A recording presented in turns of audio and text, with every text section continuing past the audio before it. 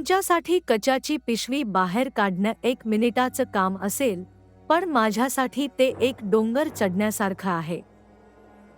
आज मी तुम्हाला एका अशा वास्तवाची ओळख करून देणार आहे, जे आपल्या समाजात अनेकांना कदाचित माहिती नाही. मी इस्रायलमधील एका अपंग व्यक्तीच्या आयुष्यातील एका छोट्या पण मोठ्या संघर्षाबद्दल बोलत आहे, जिथे साध्या साध्या गोष्टीही कधीकधी खूप मोठ्या आव्हानांसारख्या वाटतात.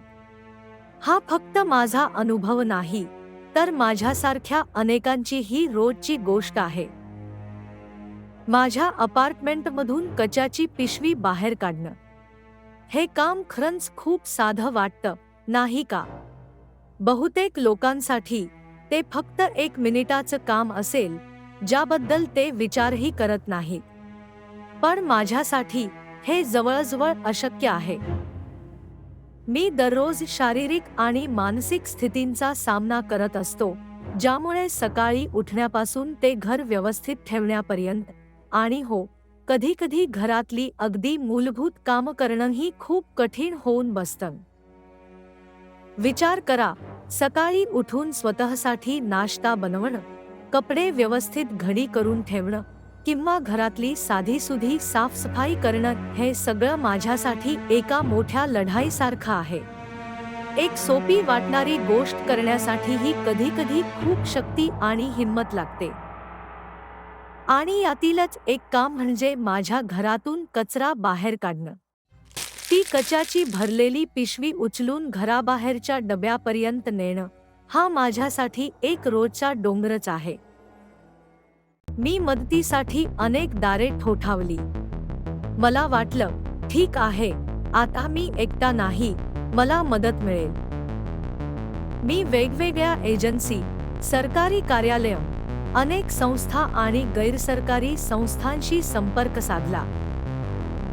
प्रत्येक ठिकाणी मी माझी समस्या मांडली, माझे कागदपत्र दाखवले, माझी अडचण समजावून सांगितली. पण झालं काय? मला फक्त एका एजन्सीमधून दुसऱ्या एजन्सीकडे, एका कार्यालयातून दुसऱ्या कार्यालयात वारंवार पाठवलं जात राहिलं. तुमचं काम इथे नाही, तिकडे जा, असं ऐकायला मिळायचं. प्रत्येक वेळी मला वाटायचं की आता तरी काहीतरी मार्ग निघेल, पण प्रत्यक्षात कोणताही उपाय मिळाला नाही. फक्त वेळ आणि ऊर्जा वाया गेली. हा अनुभव खूप निराशाजनक असतो, जेव्हा तुम्हाला वाटते की तुम्ही एका चक्रात अडकले आहात. माझं आयुष्य फक्त अपंगत्व पेन्शनवर चालतं. त्यामुळे अशा मूलभूत कामांमध्ये मला मदत करण्यासाठी खाजगी कंपनीला पैसे देण्याचा पर्याय माझ्याकडे नाही. माझ्याकडे इतके पैसे नाहीत की मी कोणाला रोज कचरा काढण्यासाठी किंवा इतर कामांसाठी पैसे देऊ शकेन. अशा परिस्थितीत जेव्हा तुम्ही फक्त मूलभूत गरजा पूर्ण करण्यासाठी धडपडत असता, तेव्हा अतिरिक्त मदतीसाठी पैसे खर्च करणंही एक अशक्य गोष्ट होऊन बसते. जीवन तर पुढे सरकत राहतं आणि ही अडचण तशीच राहते. ती वाढत नाही, पण कमीही होत नाही. ती फक्त एका अदृश्य ओझ्यासारखी माझ्यासोबत राहते. हा व्हिडिओ तक्रार करण्यासाठी नाही, हे मला स्पष्ट करायचं आहे. मी कोणावरही आरोप करत नाहीये किंवा कोणाला दोषी ठरवत नाहीये. माझं म्हणणं फक्त इतकंच आहे की हा व्हिडिओ फक्त एका वास्तवावर प्रकाश टाकण्यासाठी आहे. एक असं वास्तव जिथे माझ्यासारखे अपंग लोक दैनंदिन अडचणींना एकटे सामोरे जातात.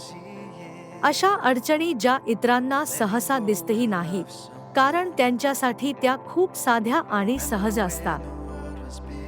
त्यांच्या लक्षातही येत नाही की इतकं साधं काम कोणासाठी इतकं कठीण असू शकतं, किंवा त्यामागे किती मोठा संघर्ष असू शकतो.